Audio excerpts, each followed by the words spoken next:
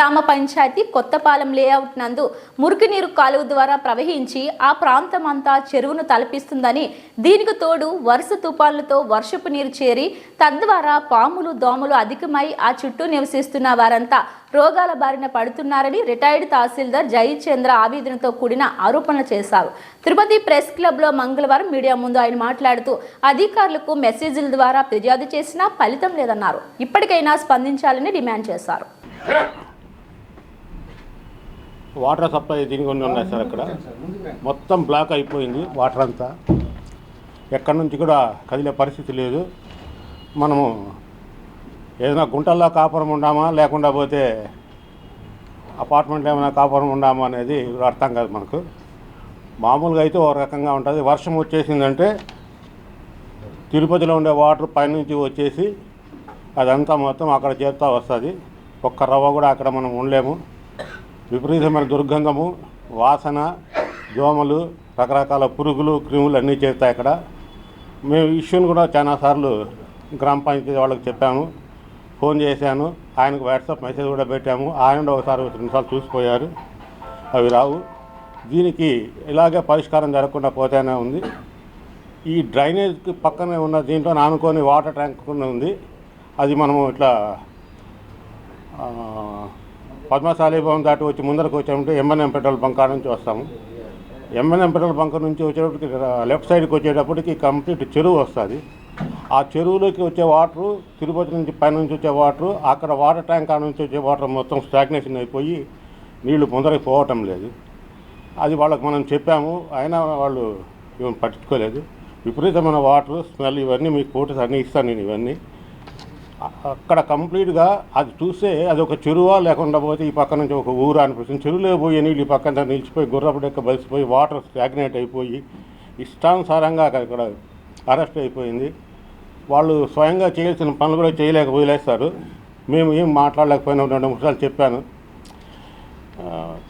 ఇది అపార్ట్మెంట్లు వాళ్ళు వీళ్ళు వాళ్ళ లీడర్షిప్లు వాళ్ళు ఉన్నారు, కానీ వాళ్ళు ఊరు అక్కడ కొంచెం చూసుకోవటం లేదు.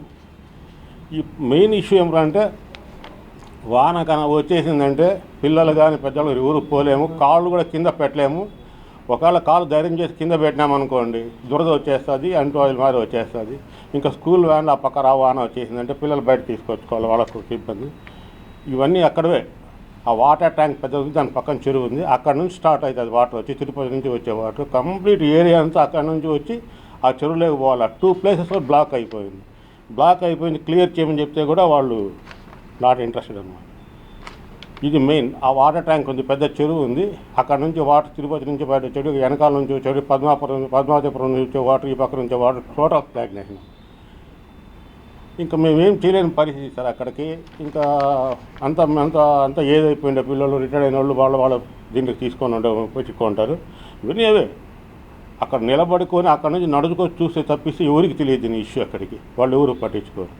2 తాల వాటర్ బ్లాక్ అయిపోయింది. వాళ్ళు తీరు ఒకవేళ మేము చేయాలనుకోండి యాక్ట్ ప్రకారం మేమే వైలేట్ చేసినట్లు అవుతుంది. అందువల్ల మీ దగ్గరకు వచ్చి ఇప్పుడు చెప్పుకోవాల్సిన పరిస్థితి నాకు ఏర్పడింది.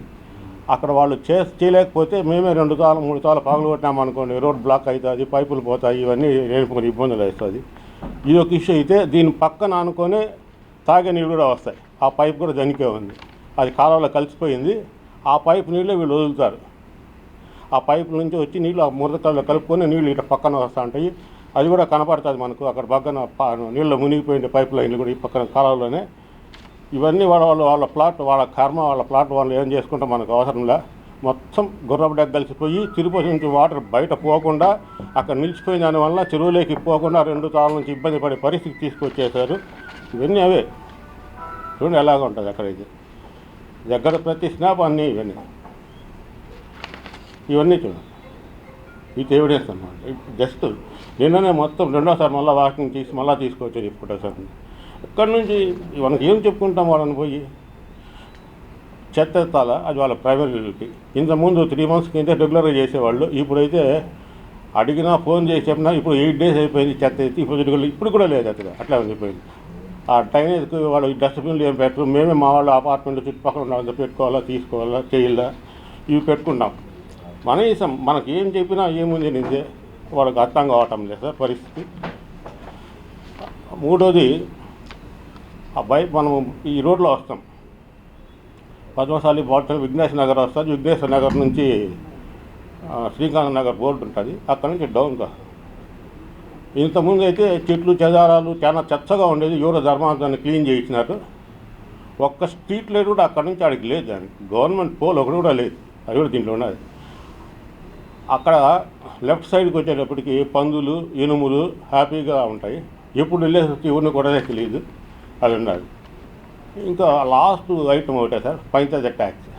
ఈ భగవంతుడు కాపాడాలన్నా మేము కట్టాలన్నా వాళ్ళు కట్టుకోవాలన్నా బిల్డర్ కట్టాలని తెలియకుండా అట్లా పెండింగ్ ఉండిపోయి 3 yearsకి వాళ్ళ దగ్గరే ఉంది ఫైల్స్తో పాటు. ఆ రూల్స్ ఏం నాకైతే తెలియదు. ఒక తహసీల్దార్ గారు పనిచేసినా కానీ నాకు కూడా తెలియదు ఆ రూల్స్. బిల్డింగ్ ప్లాన్ అప్రూవల్ వాడినేమంటాడు వైలేషన్ అంటాడు. వీరిని అడిగితే నాకు తెలియదు అంటాడు. మేమైతే మాకేం తెలిసి బిల్డింగ్ కొనుక్కున్నాము, బిల్డింగ్ కొనుక్కుంటే పన్ను కట్టాలి కదా, కట్టించుకోలేదు. వీళ్ళు ఏం చెప్తారు, అదే డిఎస్టీ వాడిని బిల్డర్ని అడుగు, బిల్డర్ కట్టడు. కొన్ని వాటి బిల్డింగ్ మాకు అమ్మినాడు కదా, వాడు ట్యాక్స్ పే చేసి కట్టేసి మాకు కన్వర్షన్ చేసి ఇవ్వడు. అడిగితే మేము దుటా అప్రూవల్ తీసుకున్నాము, పంచాయతీని అడిగితే వాళ్ళు ఇది పరిస్థితి. 3 yearsకి పెండింగ్ అలాగే ఉంది సార్. ఈ ట్యాక్స్ కూడా అలాగే ఉంది. ట్యాక్స్ కట్టలేదు అనుకోండి, ఈ ఫెసిలిటీస్ రావు. ఈ వాటర్ అలాగే వల్ల మా బిల్డింగ్ లోపలికి వాటర్ వచ్చేసి నీళ్లు నిలిచిపోయి 6 నెలలు అదే తాగిండాము అందరము. డ్రైనేజ్ వాటర్ వెనక నుంచి కలిసిపోయిన వాటర్ తాగే. భగవంతుడు దేవుడు ఏమీ కాలేదు.